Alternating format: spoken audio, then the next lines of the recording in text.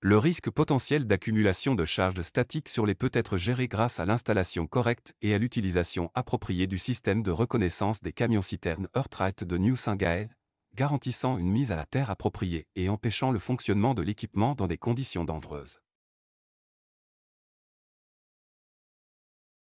Dans cette vidéo, nous allons explorer les principes de fonctionnement du système RTR, et bien qu'il soit principalement le même que le système MGV de New Saint-Gaël, le RTR est monté sur portique plutôt que sur un système installé sur véhicule.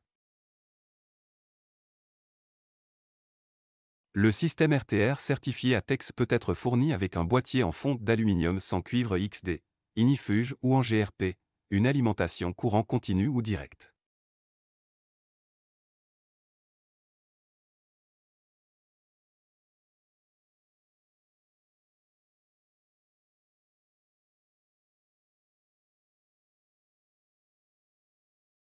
Un commutateur de sortie à sécurité intrinsèque en option est disponible si nécessaire.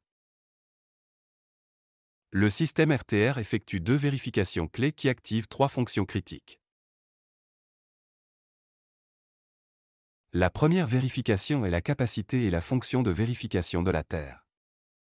Le système émet un signal et cherche à détecter une connexion à un équipement métallique isolé de l'usine avec une empreinte de capacité typique de celle d'un camion-citerne.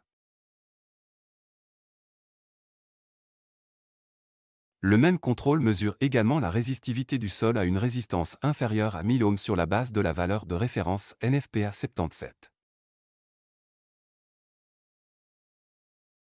La deuxième vérification surveille en permanence la connexion de surveillance statique au sol à la broche de terre désignée du camion-citerne et le réseau de terre du site à 10 ohms ou moins, conformément à la norme CEITS 60079-32.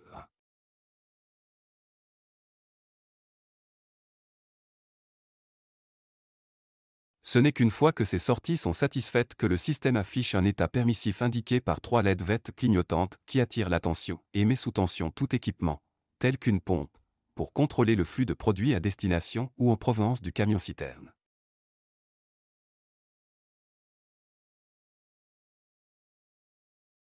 L'emboîtement avec le processus de transfert signifie que le flux de produits peut être interrompu si la connexion dépasse 10 ohms. Toute électricité statique générée par l'opération de chargement est transférée du camion-citerne via le RTR Earth-Rite à la Terre, atténuant ainsi l'électricité statique en tant que source potentielle d'inflammation. La boîte de jonction en PRV dissipatif d'électricité statique est classée comme appareil simple et remplit 2 fonctions. Il permet de ranger la pince lorsqu'elle n'est pas utilisée et de séparer les composants électriques et mécaniques. L'avantage d'avoir des connexions rapides à chaque extrémité du câble ITREL est que s'ils doivent être remplacés ou endommagés lors d'un départ, ils peuvent être remplacés par du personnel non technique et non pas à attendre un électricien certifié. La pince qui l'accompagne est certifiée ATEX, IECX et FAM et a été soumise à divers tests. Il est fabriqué en acier inoxydable 304 pour fournir des niveaux élevés de résistance chimique et utilise des pointes en carbure de tungstène capables de mordre à travers tous les dépôts qui pourraient s'accumuler sur le point de terre désigné et fournissent un contact métal sur métal fiable, à faible résistance, inférieure à 10 ohms.